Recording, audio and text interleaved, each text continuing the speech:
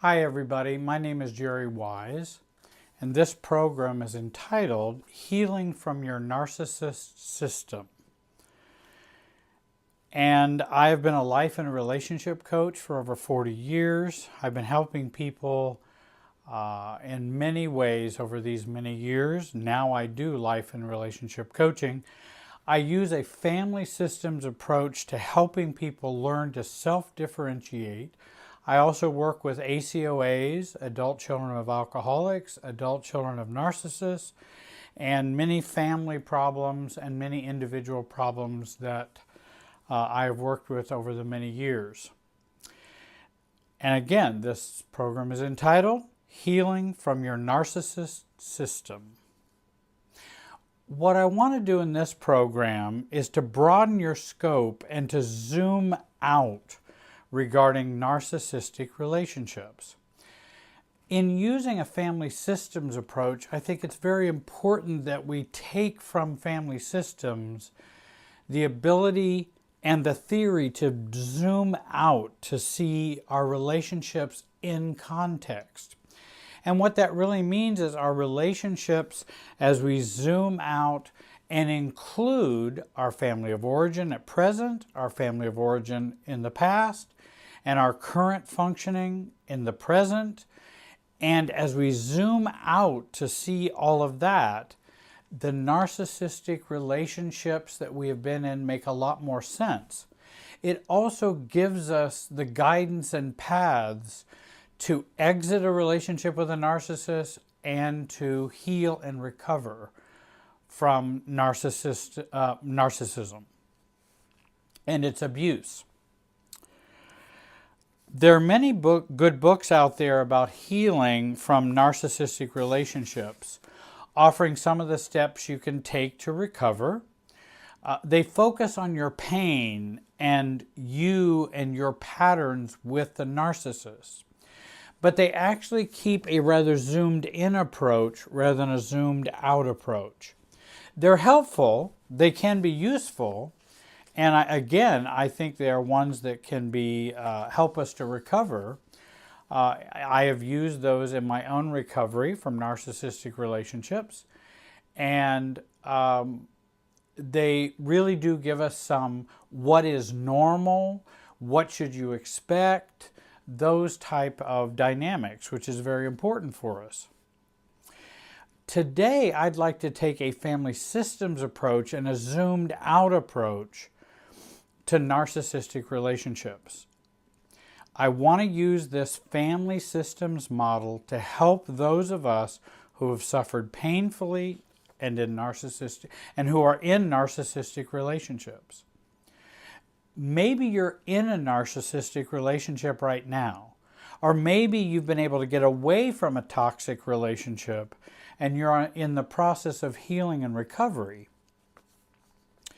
The key point, one of the key points I want to make today is that a narcissistic relationship fits into a larger picture of our emotional landscape, or what we might say in family systems world, our emotional field. This awareness can help us out of a narcissistic relationship and can help us to recover.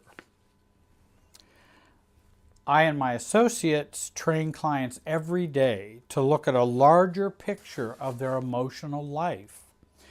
It gives them more insight, more awareness. It shows them better the lay of the land and the map they're using to navigate problems and to head towards a healthier future. But if that map is incomplete, if their GPS is broken, if they don't see a broader perspective, then we will end up hitting our shin on the table. We will end up falling into potholes. We will end up tripping over things that we don't see. And that's why I think the more we see, the more we can recover and the faster. I urge those that I have worked with to take I've urged them to take in their life their family of origin life growing up, and current functioning in their family of origin at present. Take in all of that information as you're making decisions and as you're healing and as you're recovering. The benefits provide more objectivity, less self-blame, less naivety, or we might also say observational blindness. It provides more awareness and greater understanding for ourselves. Anything that does that, I'm for. And I think for example, a Bowen Family Systems approach is one that can provide much more help in that area, as it has for me.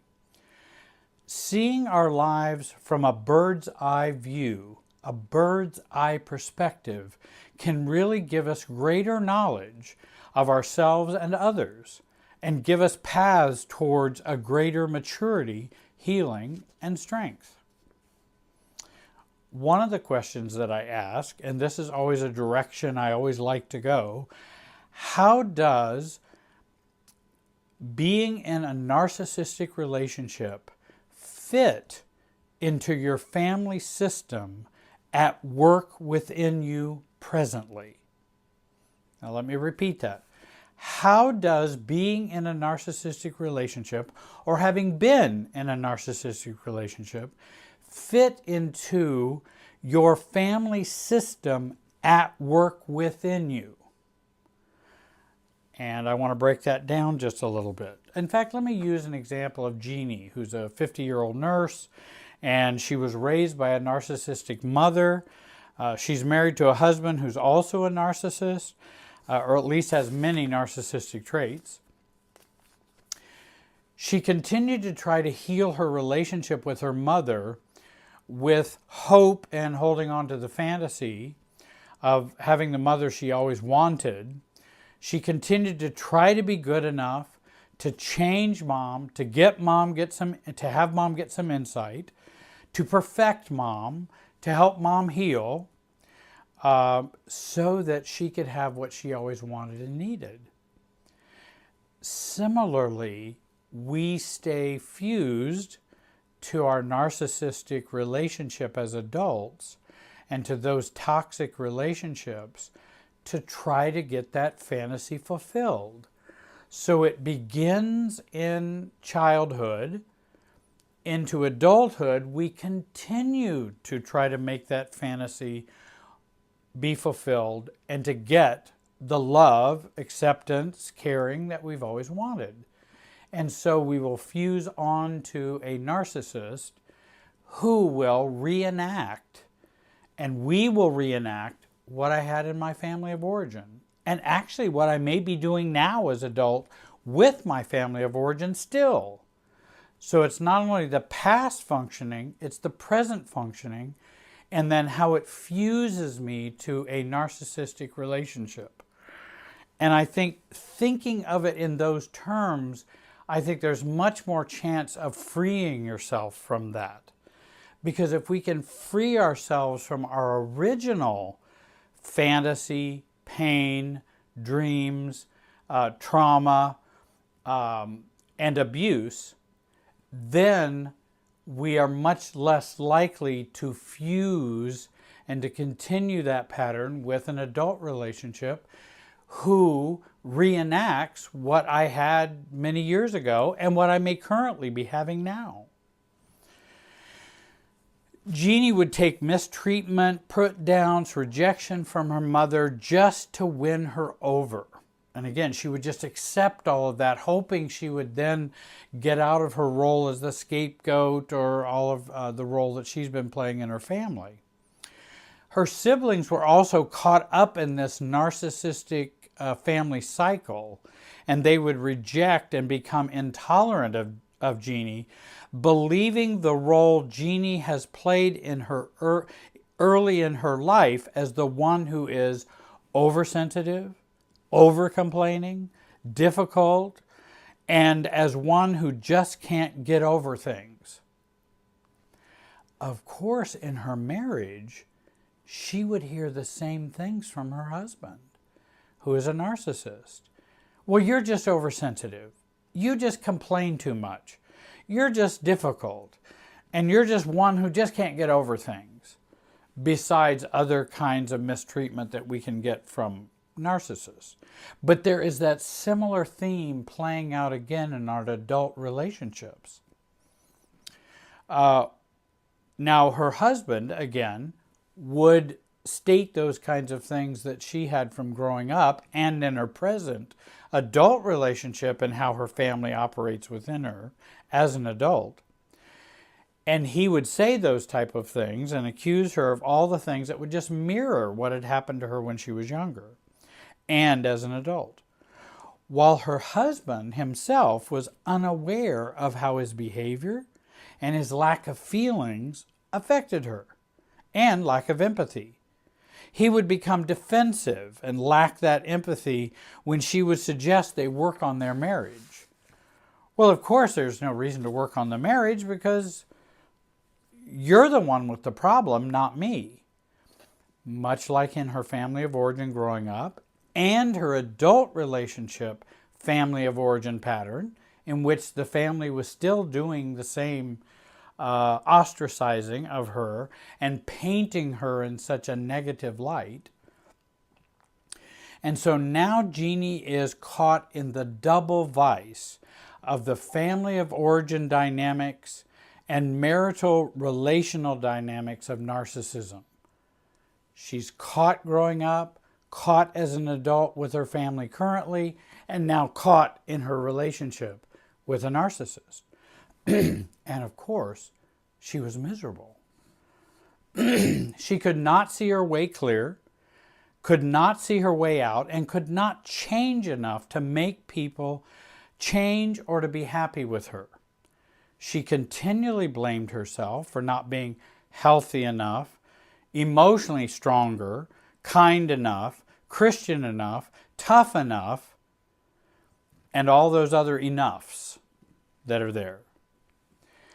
And as Jeannie began her work with me, she began to see more clearly her role growing up as a child and how clear that became and how much pain there was there that she could begin to heal and let go of and process through. So first she began to, let's start with the first vice in which we're caught in a vice. Let's start with the first vice, our family of origin growing up. And then we looked at how is it repeated in her adult life? How is she dealing with her family of origin now?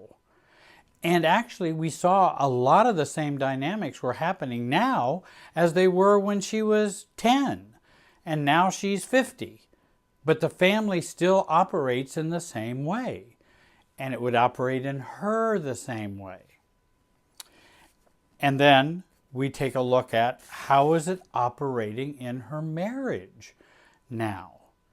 And then we would see all of the dynamics in all three vices that we were caught in. And so if we can begin to loosen that vice through healing and recovery, dealing with our pain, dealing with our beliefs, dealing with all of those, that inward work, then we begin to find that loosens up, adult relationship with family of origin loosens up, family of origin of childhood loosens up, and then we loosen up the relationship with the narcissist because we're not caught in this vice and this where we can't get out. We are caught in this situation that we cannot free ourselves. She also began to see more and more how her family of origin was still at work in her, that the family was still in there. Even though she doesn't live in the family, she has her own family, her own kids, grandkids, but the family of origin was still very alive in her. She would go to work, and if there was anything that would trigger her, like when she grew up, she would also have these triggering and reactivity. And so her family was still at work in her. Her family of origin was still creating systems feelings of shame, guilt, rejection, and abandonment. I would recommend you watch my video on systems feelings versus true feelings, because those systems feelings were imprinted long ago, and now they are there to keep us in the same role, to have us functioning in the same way in the family, because those feelings those feelings are the fences that go up that keep us in our box. Because if we feel shame and guilt, rejection, and fear abandonment, then we will behave the way we're supposed to think and behave within the family and keep our role going. Her family of origin was still creating systems thoughts as well. I'd like to do a video on systems thinking, systems thoughts, and our real thoughts. Her family of origin was still creating systems thoughts that she was bad, unworthy, never good enough, and defective. And she believed the way others saw her as being true. But that's beliefs that have been imprinted and are to stay in there, so you stay in your box and in your role. And the system needs you for the equilibrium and the homeostasis and the stability of the family. We need you to stay in that box. Don't you dare come out of it. So you feel what the system creates, you think what the system creates. That's very important. These unresolved feelings and thought patterns set her up for finding her husband who fits the family system within her to a T. She married him and thus continued in pain, frustration, self-doubt, fear of abandonment, and would pendulum her life back and forth between compliance and caregiving and giving in to anger and resentment, irritation, frustration, and then we just go back and pendulum back and forth. Rather than landing in the 90-degree mark, rather than 0 to 180, because 180 degrees from sick is still sick. 90 degrees from sick is not sick. It's balanced.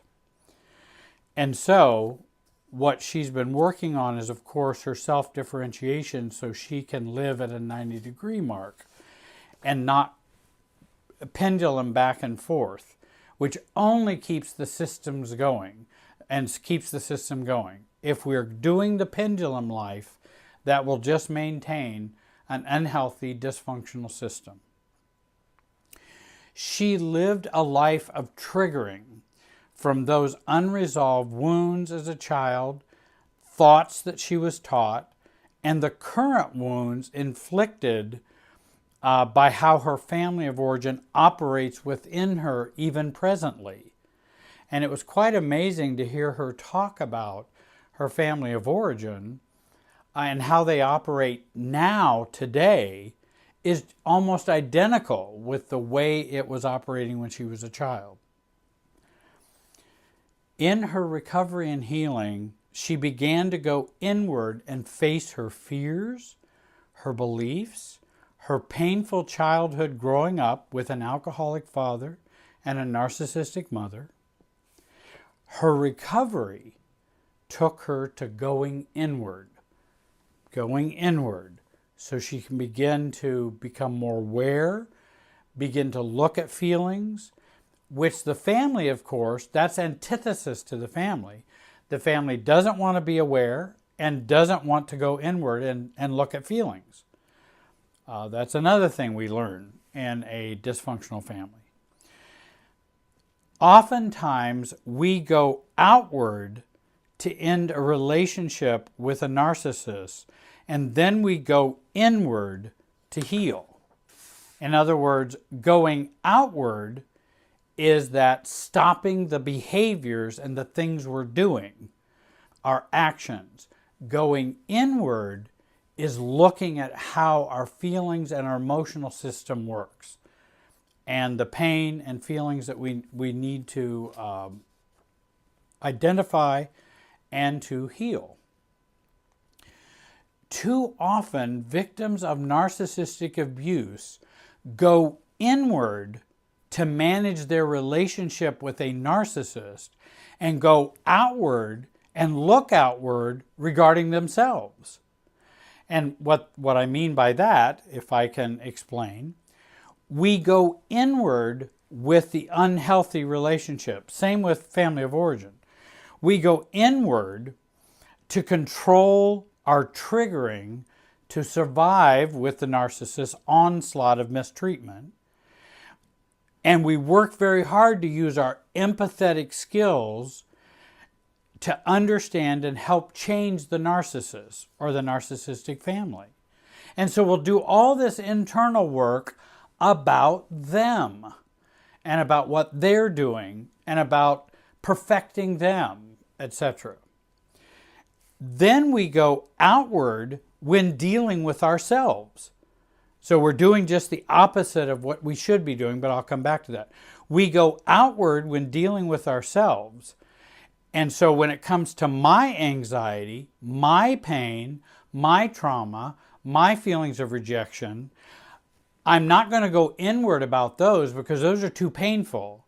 So I will go outward and caretake, comply, be less of a problem, be less of a burden, behave in a way to try to get love. And this soothes our anxiety and the painful triggers which upset us. But it only soothes us for a time. It's only a quick fix. We outwardly overeat, become religiously addicted, overwork, overfunction, and try harder to make others love us. But we have it reversed. Go outward with the narcissist and stop the behavior that you are doing. Go inward to heal. I suggest using a combination of inner child work, inner adult work, self-differentiation and family systems work for those who are intent on recovering from addictive narcissistic relationships. The focus on a wider system and the inner work, I believe, is the best combination for healing. So I like to zoom out so that we have a better map to operate on, and then go inward to heal and recover ourselves. There are some good authors out there. Ones that just come to mind are Marjalis Fjellstad, F-J-E-L-S-T-A-D, Margaret Paul, Jenny Brown, Roberta Gilbert, Andrea Schara, S-C-H-A-R-A, John Bradshaw, about inner child work, homecoming and inner child work. And so if you have a combination of a family systems approach and healing the inner you, I think that's the most helpful way to heal. I hope you will follow me on YouTube and hit the subscribe button so you can be one of my subscribers. And if there's a new video I put up, it gets sent to you.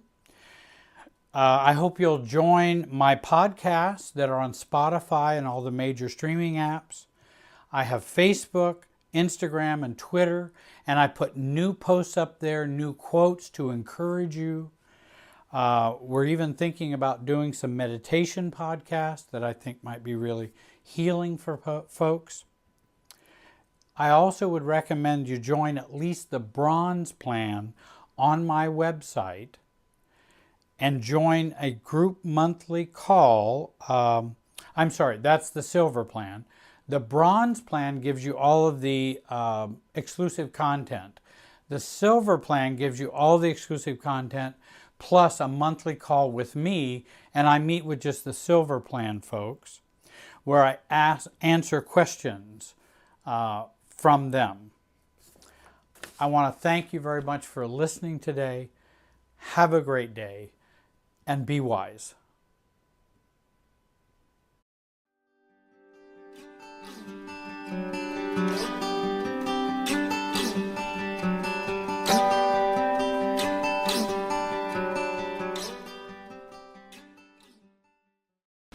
Hi, My name is Jerry Wise, and I'm a relationship expert and the director of the Center for Self-Differentiation. I work with clients in my office, and I work with clients via the internet. And I produce these videos for my clients and for people who are seeking help. This video is entitled, Adult Children of Narcissistic Parents. Many clients come to me and ask these questions, and maybe you've asked some of these questions yourself. Why do I struggle so much with self-acceptance? Why am I critical of myself all of the time? Why do I feel I can never measure up? Why do I feel I will never be able to measure up in my marriage, to my spouse, at my job, and whenever I make mistakes? Why do I question all of my decisions? Why do I have frozen or numb feelings, or I feel too much, and my feelings feel so very sensitive and overwhelming and too reactive? Why do I try so hard to deal with my family and my parents, my boss, my spouse, who never seem to accept me? Why don't I ever feel I'm loved unconditionally by somewhere, someplace, somebody? Why do I find and fall in love with narcissistic partners? And why do I choose friends who are more focused on themselves than they are the friendship or on me? My life seems to work, but it's not a happy life. Or it's not a life with joy and love and peace and stability that I've seen in some other people. There always seems to be conflict and arguments, and I'm always trying to be a peacemaker. Some have asked, well, Jerry, where does my codependency come from? And I'm going to come back to that in a moment. Many people ask these questions also experience codependency, and I've worked with codependents for many, many years. But they might ask, well, where does my codependency come from? My parents were not alcoholic. They did not beat me every day. Our family was generally successful, and our family seemed very tight-knit growing up. So how did I obtain these struggles inside myself? Often these are some of the signs of growing up with narcissistic parents or a narcissistic parent. So you might ask, well, what do narcissistic parents look like? What do they feel like? What do they behave like? Well, first of all, shame is at the core of narcissism. Low self-esteem, inadequacy, and having an idealized self. You might say, but narcissists seem the opposite of all those things. They seem to have very, very high view of themselves, very high self-esteem, over-adequate, and they actually live their ideal life. Yes, it seems like that. But remember, someone does not need to be a narcissist if they feel adequate and self-accepting and have a strong sense of self. If you have those three things, you have no need to be narcissistic or act or behave narcissistically. But they don't have those components. So they project these problems onto others. Their friends, co-workers, spouses, and certainly their children. But they do it in a very self-absorbed way. Now, there are some parents that have true narcissistic personality disorder. Some parents just have many traits of narcissism. So narcissism is on a continuum. It's on a line. Narcissistic personality disorder all the way down to a few narcissistic traits. But regardless of where someone's at on that spectrum, there are effects on the children. And the effects are very similar. So what do narcissistic parents look like? These are not all of the traits of narcissistic parents, but here are some important ones. A narcissistic parent is extremely shameless on the outside and exquisitely shame-sensitive on the inside, which is the trigger for all their feelings of superiority, belittling, contempt, anger, many times abuse of others, and particularly of their own children. A narcissistic parent has a fantasy self. It is an idealized self, which keeps reaffirming their superiority to others and to their children. Now, it's not a real self, it's a fantasy self, and they just feel superior to everyone and to their children. Children never measure up and can never be like their parents because their parents, or the narcissistic parent, is superior. The narcissistic parent demonstrates envy and contempt of others and the world. They are always judging and evaluating themselves in contrast to others. The narcissistic parent has a sense of entitlement, and when something doesn't happen just as they feel it should happen, they deep down feel powerless, and it hits their deep core of shame.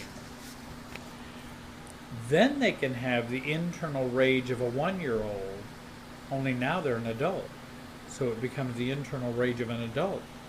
But it feels very immature, like a 1-year-old, when the narcissist has their shame triggered and has the world as they planned it not go as it should be planned.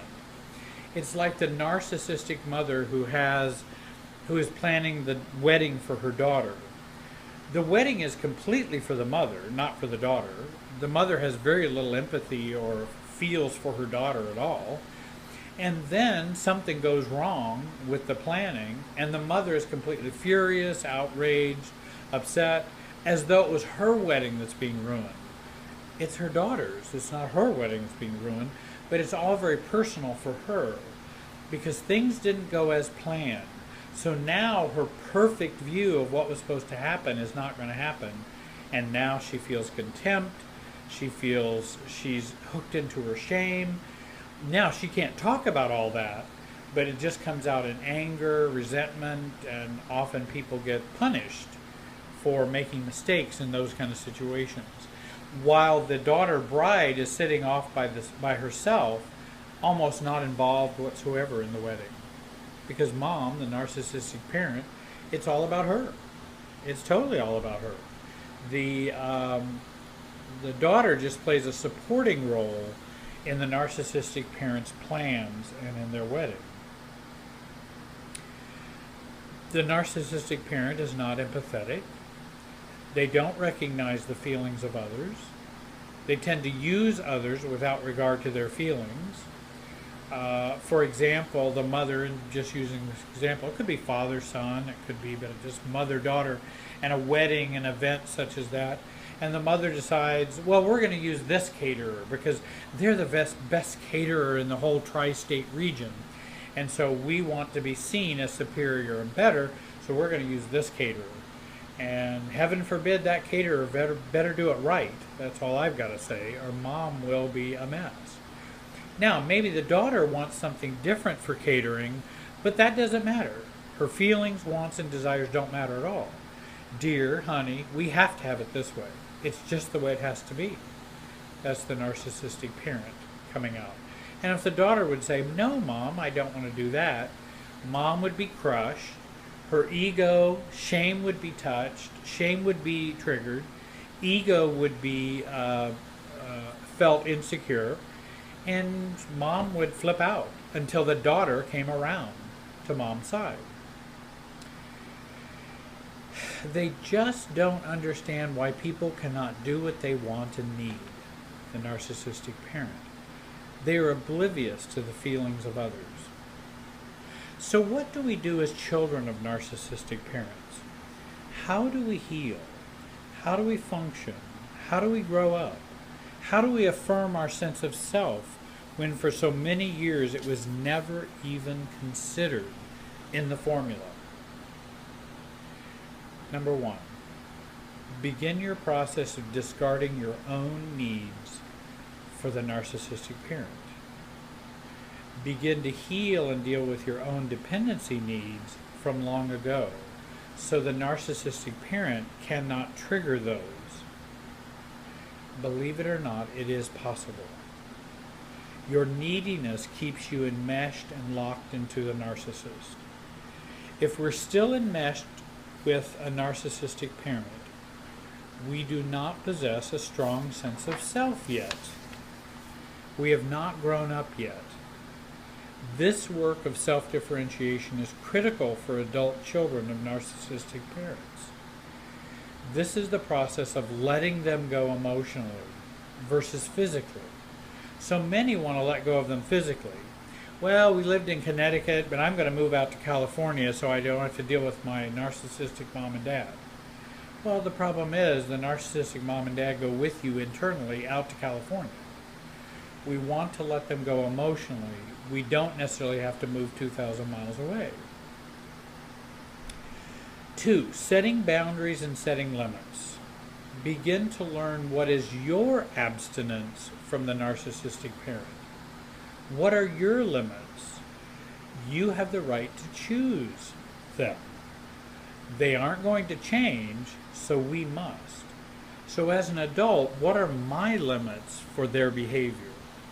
And what do I need to do either to pull back or to set up fences so I begin to deal with boundaries with the narcissistic parent? 3, not every parent who shows traits of narcissistic personality disorder are fully narcissistic personality disorder parents. There are softer versions, such as the self-focused parent, the oblivious parent, the non-empathetic parent, or maybe a parent who is all three of those, but maybe not fully NPD. There's nothing more frustrating than trying to get needs met from someone who does not even acknowledge you have needs or feelings. We must stop trying to get needs met from them. And that's the work that I do with clients, and help them to have and reduce those needs for the narcissistic parent. Number 4, working on taking care of your own needs. Begin to live as though the narcissistic parent doesn't exist or need to exist. It doesn't mean you don't want them to not exist, but to live as though they don't. We don't wish them ill. We don't want them to become unimportant and non-significant to us emotionally. Doing an intentional funeral for them, which I have another video on, I might suggest. Doing work to let them go internally, doing the grief work of letting go of a narcissistic parent, and doing the grief work for losing the parent we never had and always wanted. And then we stop orbiting the narcissistic parent. The parent becomes the sun that we orbit around. And we've done that all of our lives. How do we move out of that orbit? Number 5, if you have to deal with the narcissistic parent or work out some issues with a narcissistic parent, you may want to consider using a third party. Narcissistic parents don't like looking bad to others. They will often behave better with an audience, a therapist, a coach, a pastor, a mediator, a lawyer. They often will behave better because they don't want to be viewed as not behaving well in front of other people. So that might be a protection for you to use third parties. 6, stay away from triggers for them. Don't shame them. Now that's almost impossible because just saying hi to a narcissistic parent can trigger shame because they're exquisitely sensitive to shame. Working out your childhood hurts, past injustices, etc., just don't work with the narcissistic parent. Number one, they're not trying to hear it. Number two, they're not wanting to sit down and just have a heart-to-heart talk with you.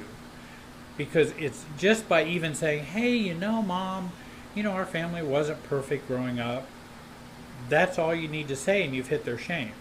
Now, all you've said is, and you've said all families are not perfect growing up. No family is perfect. But that doesn't matter. You said our family was not perfect, so therefore you're accusing me of something and not being adequate, not being the best parent, and then they go into their shame core. Again, work out those things with a professional. If you have hurts from the past and injustices, work that out with a professional, therapist, coach, pastor. Remember, being reasonable often does not work with a narcissistic parent. Being reasonable requires empathy, and they have little. So when you're expecting reasonableness, narcissistic parents are not the way to go. 7, narcissistic parents ignite anger and resentment and hurt, and resolve these feelings inside yourself. Though it's very frustrating when someone works with you, talks with you, just like the daughter at the wedding and the mother who it was all for her and not for the daughter. And then later the daughter feels resentful and anger that she didn't get to plan her wedding and do the wedding she wanted. She had to do exactly what her mom wanted. Well, then she's left with anger, resentment, and hurt. Don't work that out with a narcissistic mom. Work that out with a professional, because you're probably not going to get very far working it out with mom. 8, heal your destructive inner parent and your inner narcissistic parent. Oftentimes we take on what we've learned from our parents growing up, and then we become that kind of a parent to ourselves. Often we've been criticized and our weakness is attacked by the narcissistic parent. This becomes internalized, and we're now very surgical in how we can turn ourselves on ourselves. And people turn themselves on themselves all the time. We don't realize that everyone has weaknesses, including us. And it's okay to have weaknesses. It's okay to make mistakes. Who doesn't? However, in a narcissistic home, that's not okay. Criticism there'll be always scanning in a narcissistic family. Scanning to see what can be criticized and what's not perfect and what's not right and what's not living up to the parents' acceptability standards. We all make mistakes, and we do not deserve to be shamed or rejected because we have made mistakes or are not perfect, or we're not superior, or we're not stellar. Heal your own shame and guilt triggers. Work on getting rid of that inner narcissistic parent that is destructive to us. 9, begin to learn not to accept the blame or criticism of others or narcissists in particular.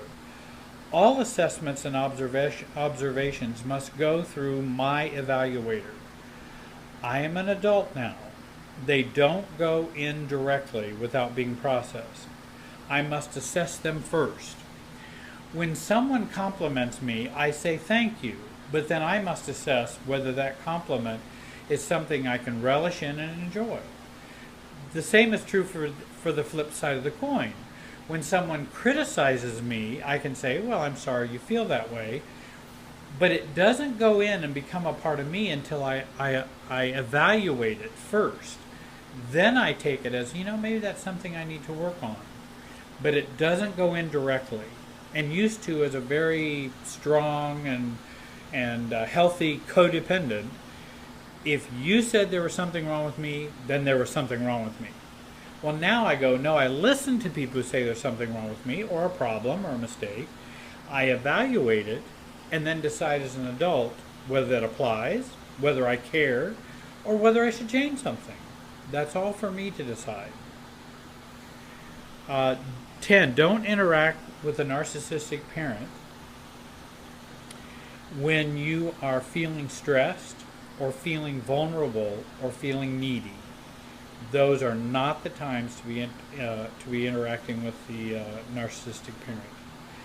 11, as I have said before, don't have heart-to-heart talks with them. You will only be sharing more vulnerability, which will be only used against you in the future. I'm not saying you can't be yourself. I'm not saying you can't be authentic or who you are, but you need to be ready for who you are. You need to be ready for, if I share with someone who's a narcissist some weakness or failure for me, I do that after I'm ready to not care about how they feel about that. In other words, if I say to someone, I wasn't the best student in high school, or I wasn't the top swimmer in high school, or whatever, if you say that to a narcissist, they'll have all kinds of criticism or excuses or contempt or whatever. I need to be in a position where I really don't care whether you have criticism, contempt. It just bounces off. It doesn't matter. And so that's when I can be more open and honest with the narcissist. If you're not ready for that, then don't do that yet, because it's going to come your way. That negative is going to come your way. 12. Change your emotional field, not the narcissist. Many times we're always trying to, well, if mom would only change, if dad would only change, if my sister would only change, if they would only change, and maybe if I do this, then they would change. Maybe if they got this help there. We're hooked into, if we get them fixed, then I'll feel better.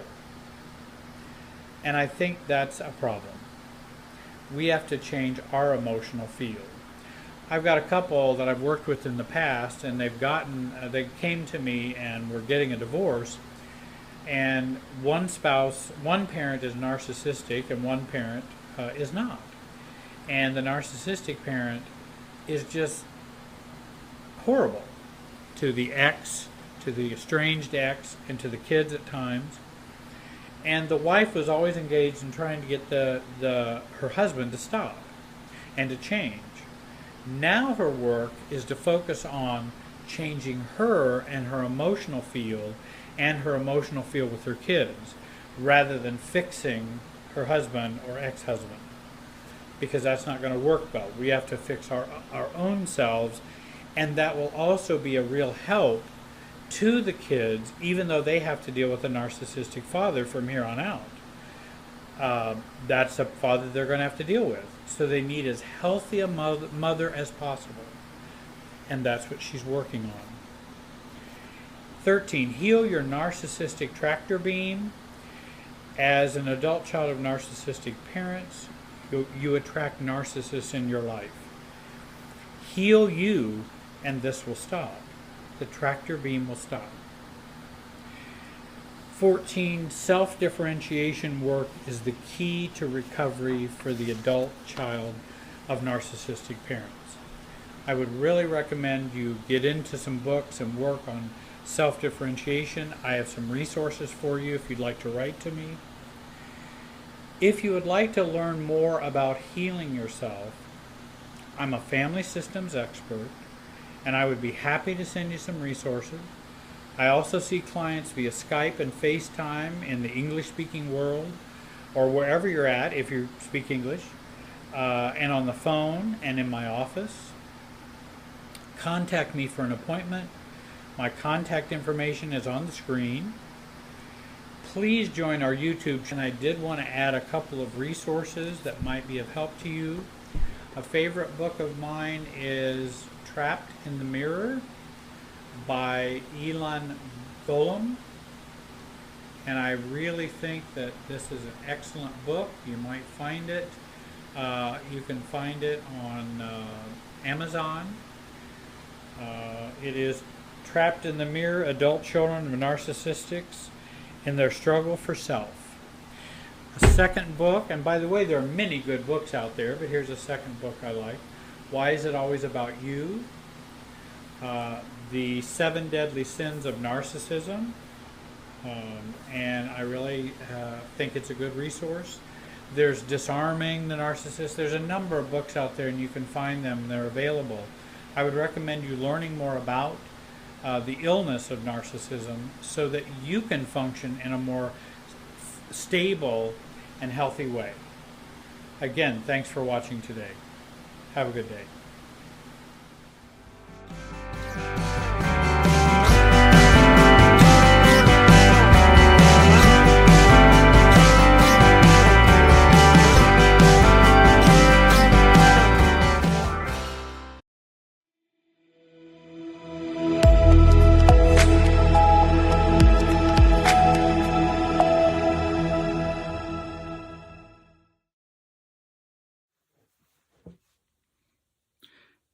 Hi everyone. My name is Jerry Wise, and I've been a life and relationship coach for many years, helping people to learn to self-differentiate and dealing with growing up in dysfunctional families. This video is entitled The Trauma of Parentification. I hope that you'll subscribe, like, comment, and join to support making more videos. In joining, you may need to use your browser and not just your phone app. I've found people have struggles if they're not using their browser to be able to join. So not all the apps and not everything on your phone has everything YouTube has. So you may have to use your browser for that.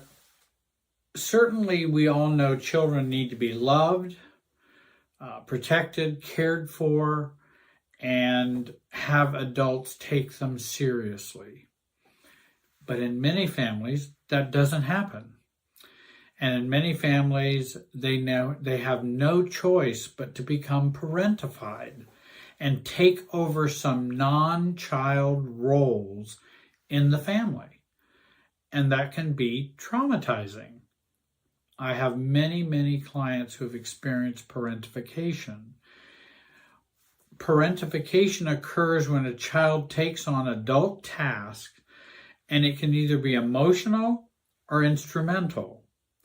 For example, emotional would be carrying the emotional load of a parent who's not functioning very well, such as an alcoholic father, a codependent mother, and we comfort the codependent mother and are their therapist and support system for that. That's a parentification of the child because we're not there to take care of our parents when we're children.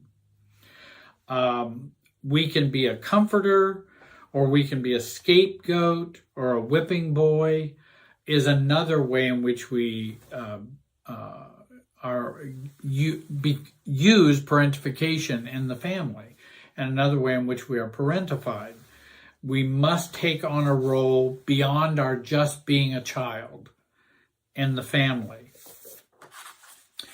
Parentification is defined as the phenomenon where children take caregiving responsibilities and assume such a role for their parents, siblings, or other family members at the expense of their own needs and their own developmental childhood needs. That's when we are parentified. And so you might ask, well, don't children have to maybe do chores and do, some things? Well, child appropriate and child developmental growth tasks are okay. I mean, certainly kids may need to make their bed, maybe they can even learn to do dishes. But parentification is when you are a child and you're now becoming a parent or an adult. And so it's not age-appropriate responsibilities. So why is it so destructive and traumatizing to be parentified? We lose our childhood when we are parentified as children. We become a parent or an adult when we are still a child. We're parentified and traumatized when we take on inappropriate or high-level adult responsibilities combined with unrealistic expectations. Such as, I had a client who was talking about she was 7 years old. Her mom had basically abandoned the family, living with another guy. Her father was still there. He was under-functioning. Very dysfunctional family. She's 7, her sister's 5. She now becomes the parent for the 5-year-old.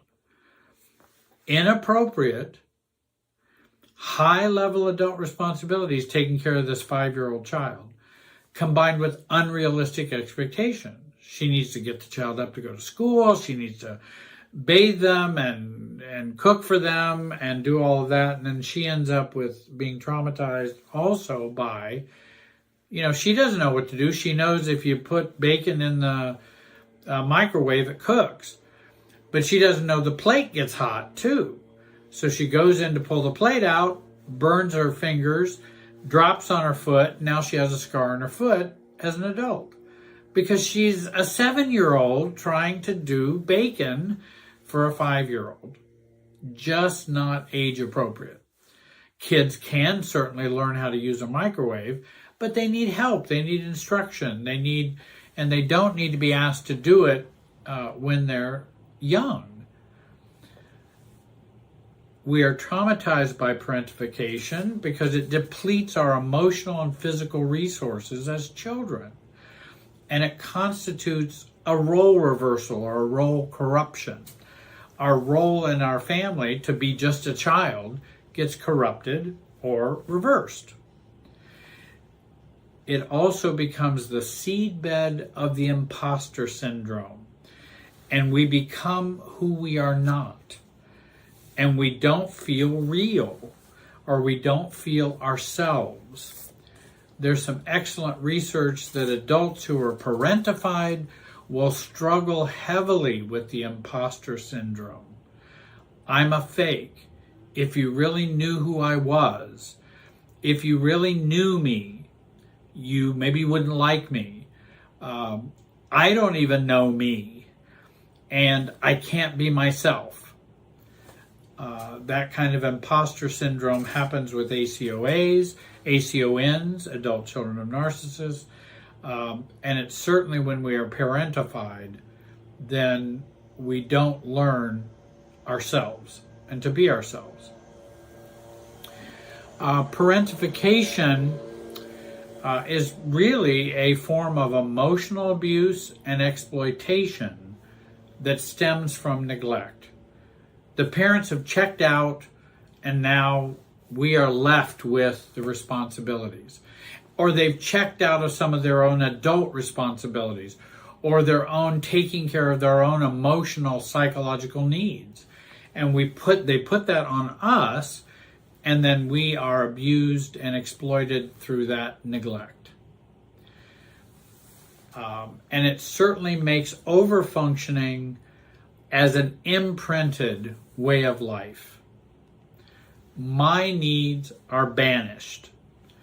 And everyone borrows self from me, though I may only be 7 years old. I may only be 10 years old. I may only be 5 years old, or 13 years old. And everyone borrows a self from me. And I haven't even developed myself yet. And our own selves, we're traumatized because our own selves are defined for us, not by us. And so this is very painful and traumatizing. So we spend the rest of our lives having ourselves defined by other people and not by us. And I work with people to help them learn to have a self defined by themselves and not by everybody else. And our identity as children and then as adults depends on our ability to suppress our needs when we're a parentified child. We learn to be quiet, voiceless, and without demands. This creates low self-worth, low self-esteem, and becomes very traumatizing that way. Parentification is a boundaryless experience. In other words, nobody has any boundaries. Children do adult things, adults do children things, or act like children, and children do adult things. There's no boundaries. There's no, this is you being valued, this is me being valued, this is appropriate respect, this is all it's all mushed up. And the boundaries are just overlapped. We all share this big super self of the family. And your role is to be parentified. Or your role is to carry the family, or carry a part of the family which should not be carried by you. And our own self-care is accompanied by intense feelings of guilt and shame. So taking care of yourself is equated with guilt and shame, or connected to guilt and shame. Certainly we never learn to say no, because you can't say no. If I'm 7-year-old and I don't take care of my 5-year-old sister, who else is going to do it? Can I say no to anybody? There's nobody I can say no to. In fact, I just better do it because she's not going to thrive and survive.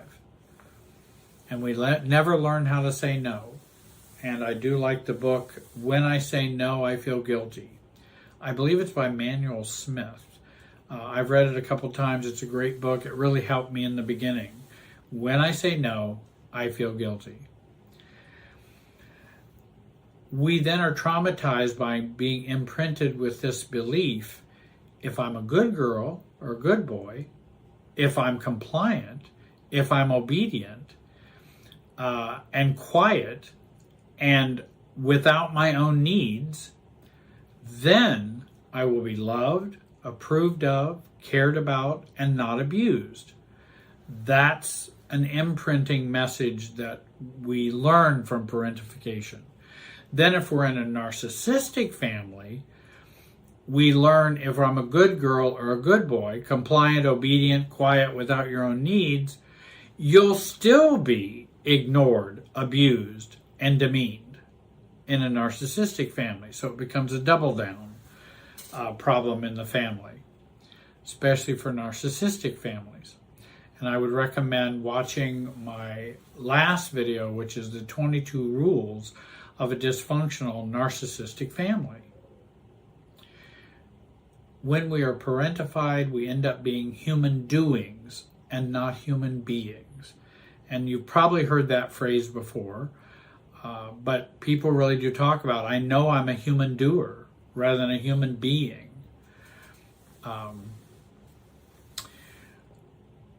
As parentified children, we are also traumatized by being given way too much information than we can handle, while being given less information that we need.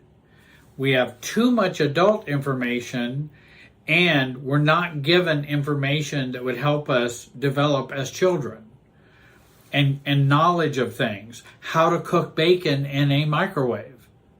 But yet I'm given way too much information about my parents' marriage, sex life, emotional functioning, which I can't handle, but not enough information to know how to cook the bacon in the microwave.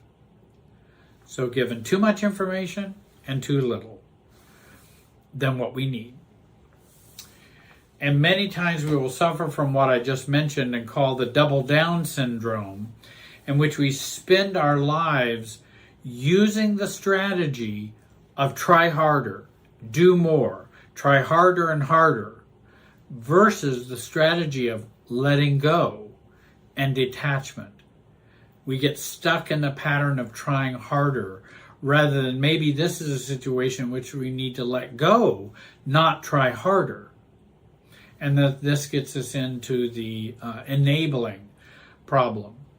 And I talked with a client, I remember, I think it was a year ago, and she was from, I don't know what state or what country even, and she was still having a 43-year-old son live with her, and she's going, isn't my job to create in him greater confidence so that he can function as an adult, and isn't that my job as a parent?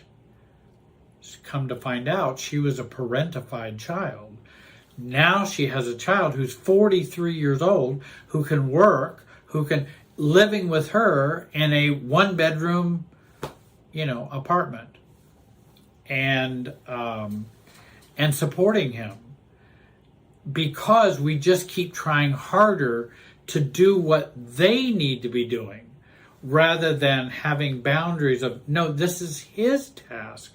Now, it's not your task as a parent. Your parenting ended at 18.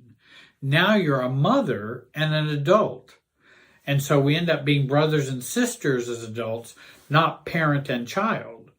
That needs to become more even once 18 hits, or some age near that, in which you're an adult, I'm an adult, I no longer can parent you out of these problems. And so he had spent a long time living with her, and he's still, 43 and not functioning and thriving. And we began to deal with that. And it was very helpful for her to think in new ways about parenting and about mothering and about adulting and being mature, both for herself and for her adult child. And certainly parentification can affect our emotional regulation and our physical health. It can cause us to be sick. It can cause us to be emotionally sick when we are parentified. And in fact, sometimes parentified children will be sick as a symptom to voice the pain of the family because nobody's dealing with the pain of the family, and it's on the parentified child. That can be a whole nother video in and of itself.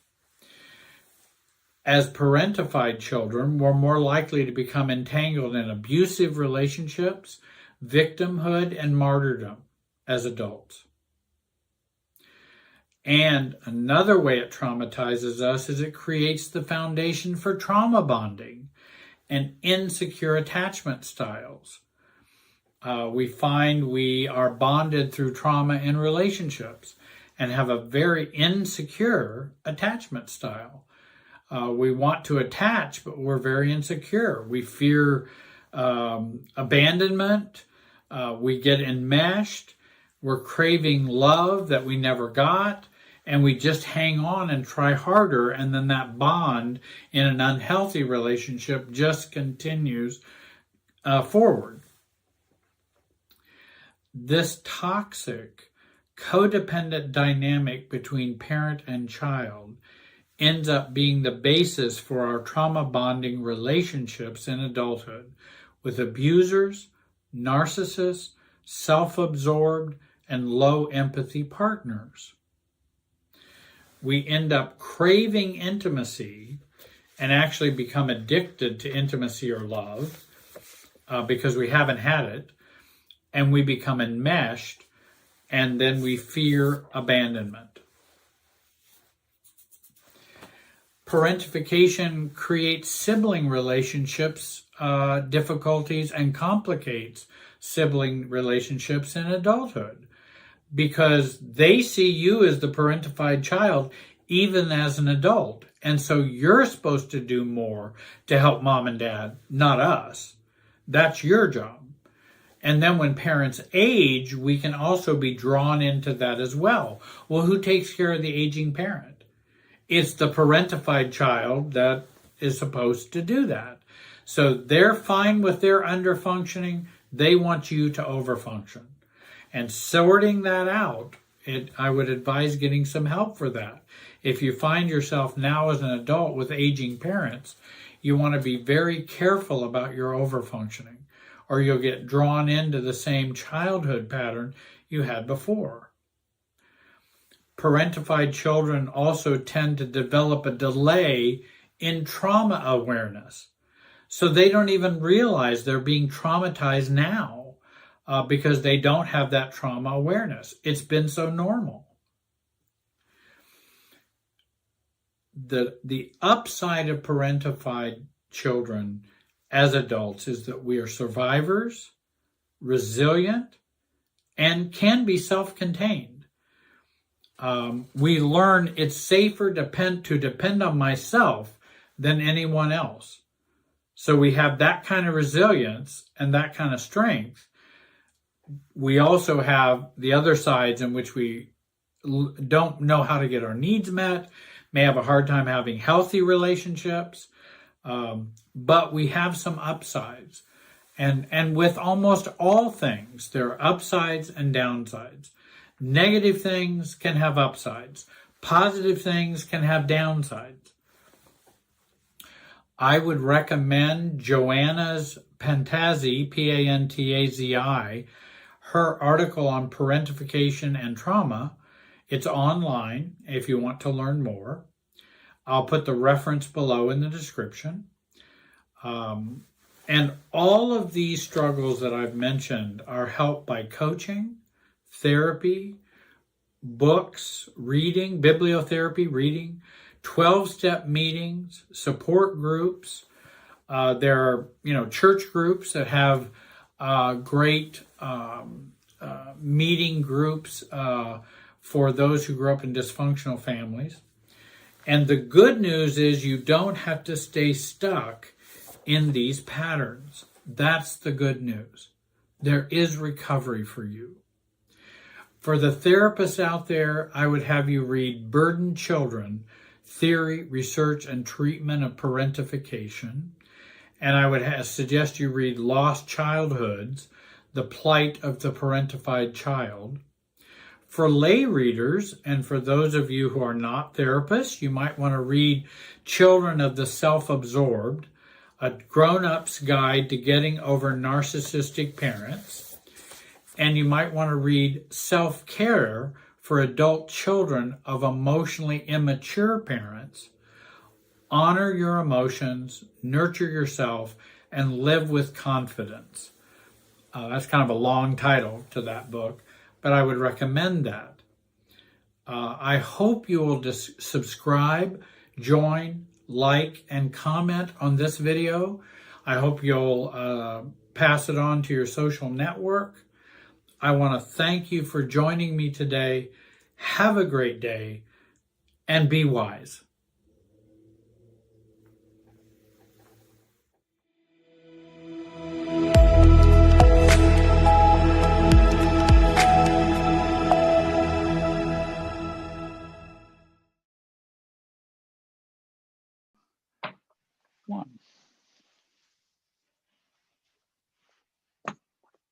Hey, hi everyone. This is Jerry Wise, a life and relationship coach.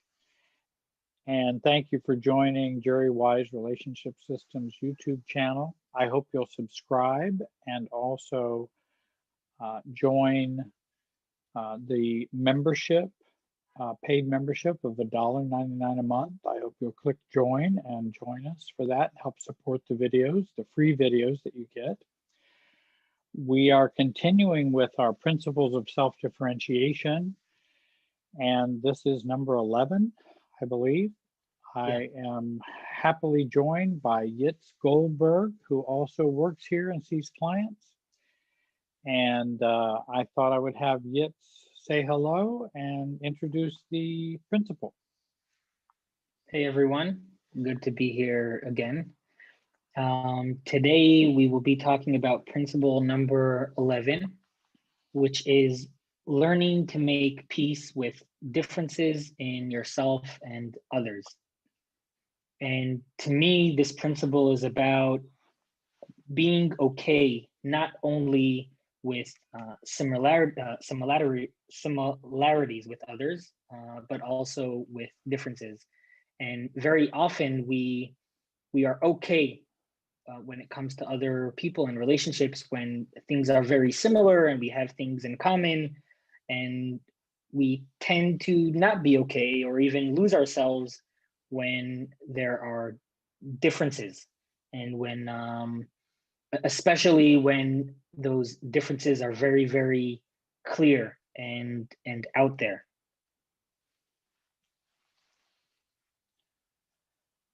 I made a note.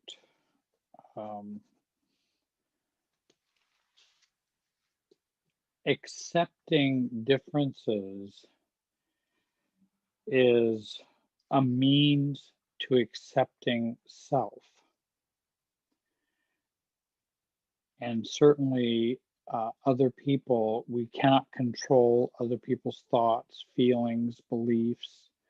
And if we accept the differences between us, we then are able to more differentiate or detach ourselves by accepting their differences. And we begin to see more clearly where we end and others begin when we do that. So finding self with accepting differences is a way for us to find that self. Yeah, and as humans, we have a lot of things that are common, right? Just from being human.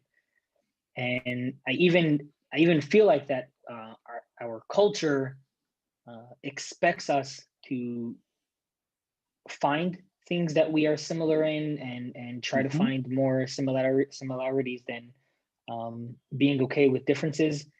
And there's a certain point of this work is learning to find those differences and be okay with them, because those differences are part of being human. It doesn't make you unhuman because you're different. That it's on the same Right. it's on the same coin. It's It's just two equivalent sides of the to, coin. right. And we have sameness and we have differentness. And in family systems theory, we have togetherness and we have separateness. We have individuation and we have connectedness. And we hold those two forces together. And that's a part of the human experience. It's actually a part of the whole biological experience of life, holding togetherness and separateness together. That's how life works, I believe, even on a cellular level, or even smaller than that. And Edwin Friedman talks about that in his book Failure of Nerve. He goes deeper into that example of cells and how they are differentiated, and when they connect together, that's what creates cancer. Right. When there's too much togetherness or fusion, then you have disease. And when you have a healthy balance of togetherness and separateness, you have a healthy life, healthy functioning life. When you have too much distance or separateness and no togetherness, then you don't have life.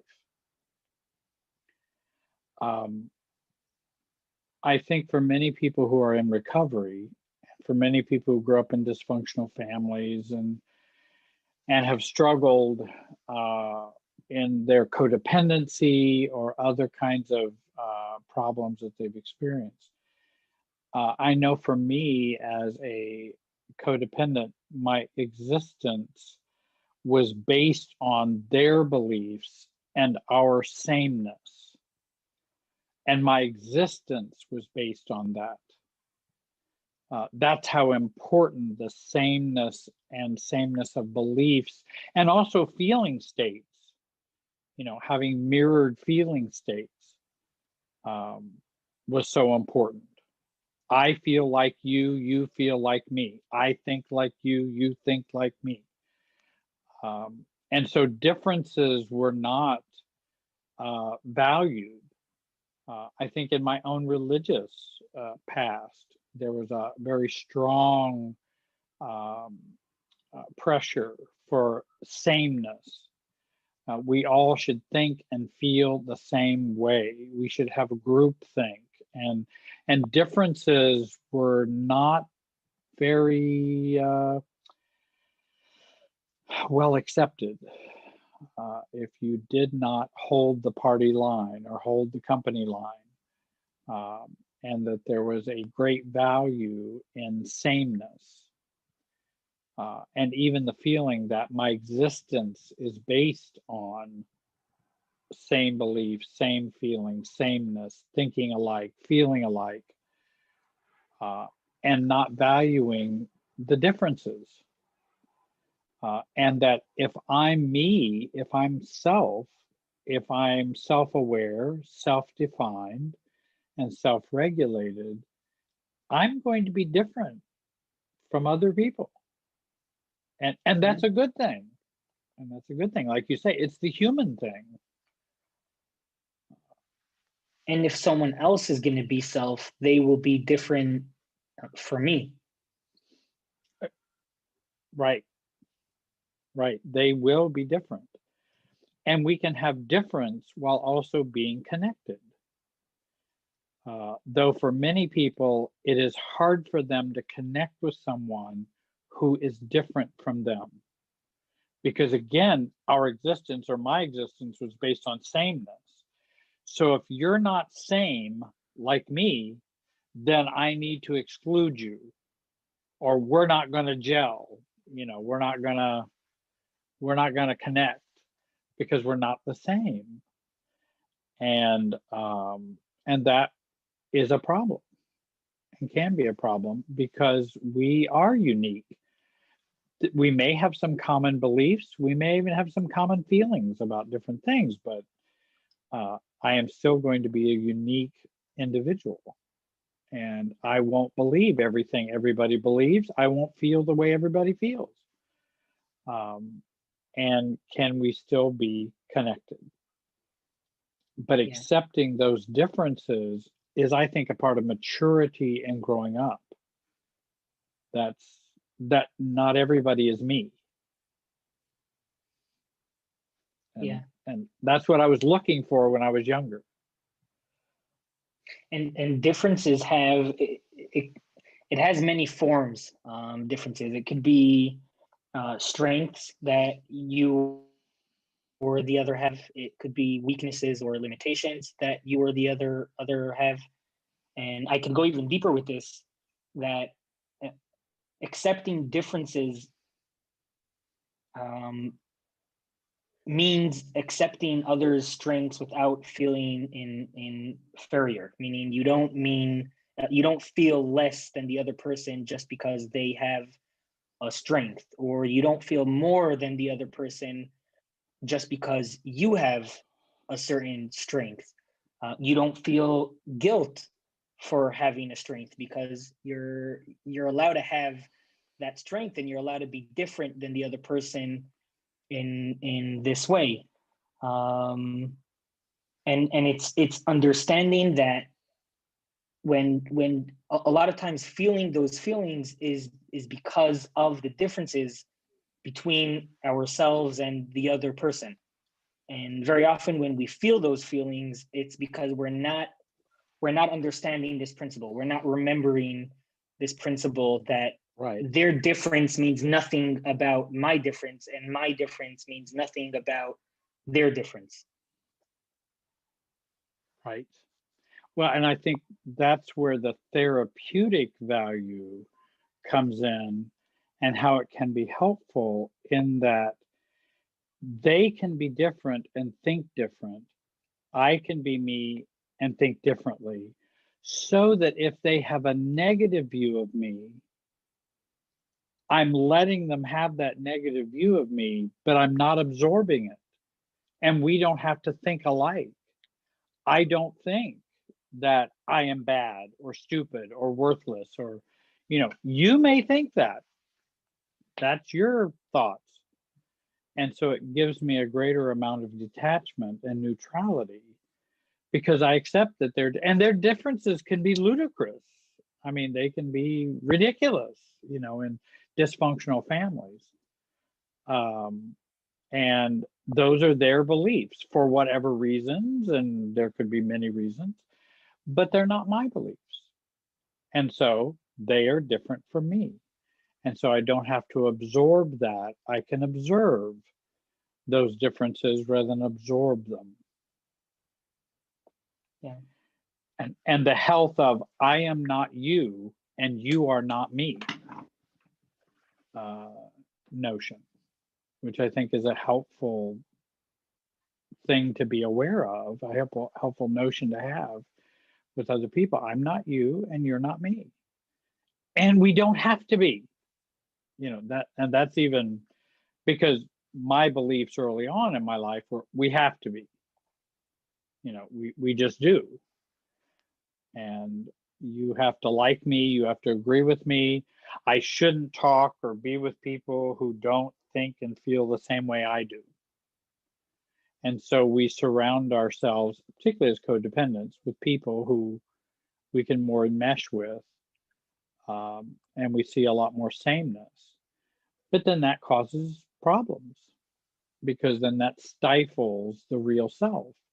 And then we hide, then we keep secrets, then we lie, then we have those kinds of difficulties with that sameness that's needed for us all to feel comfortable. And differences are a big are a big thing. And I think that's a part of maturing and getting older, that you begin to realize, people think differently than I do, and they will. Um, and is that okay? And is okay to think what I think and believe what I believe, and principles, values, morals, beliefs. Uh, is it okay that I am not the same? Yeah. And I've learned on myself from the work I've done on myself that over functioning or being a hero is not respecting other people's differences. Um, when you try to change someone, you are not respecting the difference between you and the other person. When you're trying to fix them, when you're trying to fix a situation, it is not honoring this simple principle of there are differences, and it's okay that there are differences, and can you relate despite the differences, and what is required from you, what type of self-regulation do you need to do, or self-definition do you need to do, um, when this difference exists. right. And I think that's where, if someone thinks harshly, meanly, badly about me, if I accept their differences, it doesn't mean I will stay in for the abuse. It means I now have to make choices as to how I'm going to relate to this person. I can't change them, and probably have tried to for for a long time, but I can't change them. Now, what do I do to position myself with them that has the least toxic effect? So I'm accepting their differences, but I'm adjusting myself to that reality. And then we care for ourselves more. There's better self protection, there's better self choices when we accept the differences of others. Um, I was also going to mention that the not only are there differences in beliefs, but there can be differences in how we react and feel toward things. If you really want to get a reaction from someone, feel differently than they feel. I remember, like with mom always wanted me to come and visit her more often at the nursing home. Well, I visited about once a week, spend a couple hours. I would do that. And then occasionally I would do things during the week if she needed to go to a doctor's appointment or different things like that. But that was about the pace that I could do, and that I was working, and so when someone would come to me and say, I was talking to your mom and she sure would like to see you more, and I can just tell she wants you to come visit her more frequently. I go, oh, really? Yeah, she's mentioned that to me before. Well, don't you feel like you should honor your father and mother, and you should go and visit her more? And I go, no, I feel pretty neutral about that. Now, what reaction are you going to get from somebody else? Because their guilt or their neediness or their obligations or their beliefs are quite different. That if my sainted mother tells them that she'd like to see me more often, they feel I should be empathetic or compassionate more with mom and go and see her more, and that my compassion and my feelings would be different. I'm much more neutral about that. They don't like my neutrality. They see that as a bad thing. And now I'm different in terms of my neutrality. That no, that's just about the frequency that I would like to do, and that feels comfortable for me, and I want to stay connected with my mother, but I don't want to talk to her for 3 hours every day and go visit her. I'm not going to do that. I also knew she had friends, she had she had calls, and and then there were other residents, and I mean, it wasn't like she was just totally all alone. But even if she was totally all alone, if I'm working and if I, it's hard, i I can't just quit my job and go take care of mom's emotional needs. I just can't do it. But to be okay with that is having a difference of emotional response that people may not like and may not accept. Yeah, and Jerry, you've mentioned the word reactive, and reactivity in a way is lack of being okay with difference. Because if you are okay with difference, then why would you be reactive to the other person? Right? It's exactly what you're saying right now. I'm okay with being neutral, so I don't need to be reactive. I don't have to go, well, I wish mom wouldn't talk to you about what I should be doing to visit her. Why is she telling you that? You know, I could get reactive, but if I'm okay with my position or I have neutrality, I don't have to react to them and say, you know, thank you for caring about mom, but I'll be fine doing what I'm doing right now. You know, mom will be fine. She may not have everything she wants, but I don't have everything I want either. I mean, that's kind of life. I mean, I wish I could have everything I wanted. You know, that'd be great. But I think you're right. Accepting those differences and being okay then reduces the reactivity. I like that point where we talked about others can believe what they choose, but I then must act accordingly.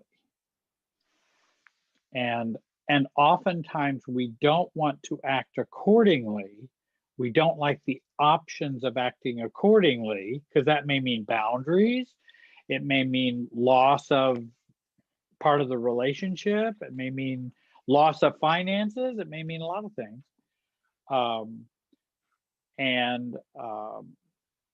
If we accept what they believe and where they're at, just like if someone believes I'm greedy and cannot manage money, and then a parent decides to give me less inheritance because I would misuse it.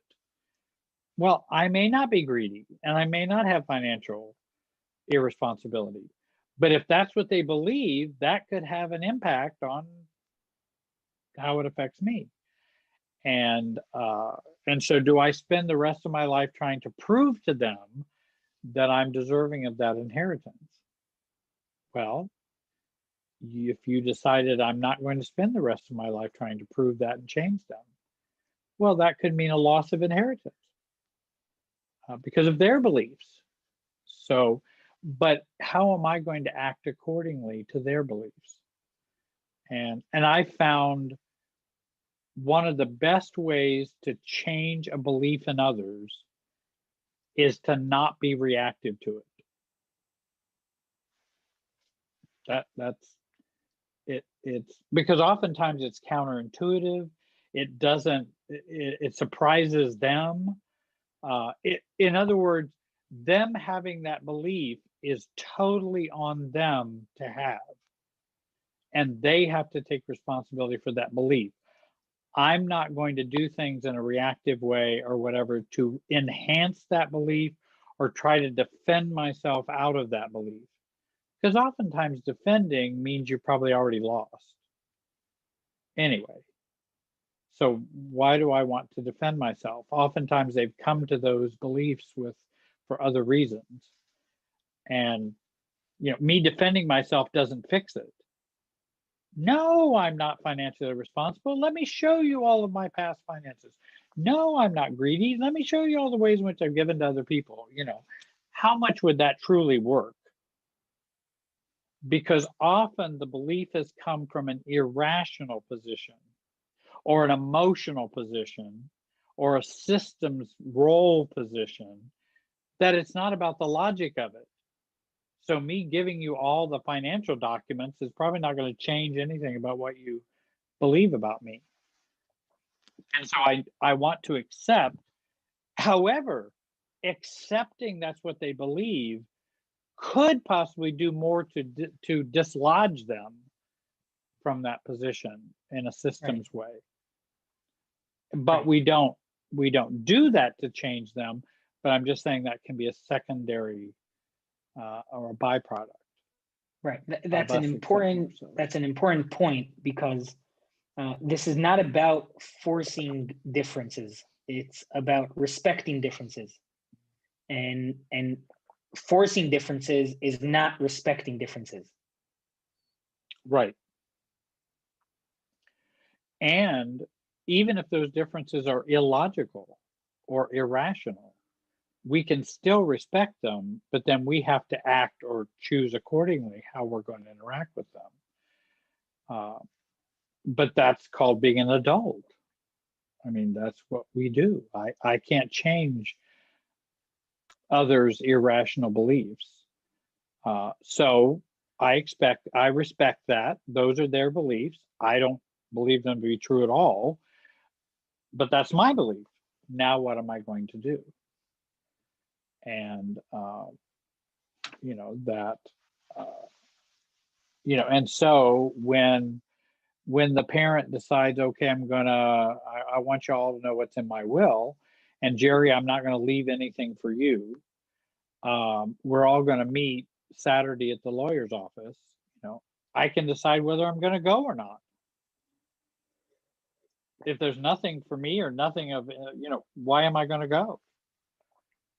Just to feel, or to be shamed or to be whatever. I mean, I can decide, well, if that's what you believe, then that's what you believe. And I don't see any good reason for me to be there. You're free to do with your money what you want to do. But I don't have to go, or I don't have to go to try to beg you to give me some inheritance, or, I'm not going to do that. And so I can decide that in a calm, matter-of-fact way. Yeah.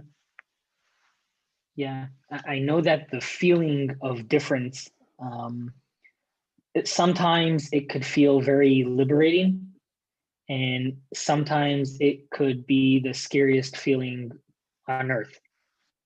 And that's important to remember, because both of these emotions will come up the more you differentiate and the more you find differences. And there are certain moments that the differences become scary, because you understand you are truly alone. Not that you weren't alone up until now. You were alone. Right, you just didn't know you're alone. Didn't know it. Right. And when you experience the difference, when you really see where you end and the other person starts, it could get scary. It's profound, right? And you're right. I am the person that I have, and what boils down to is me.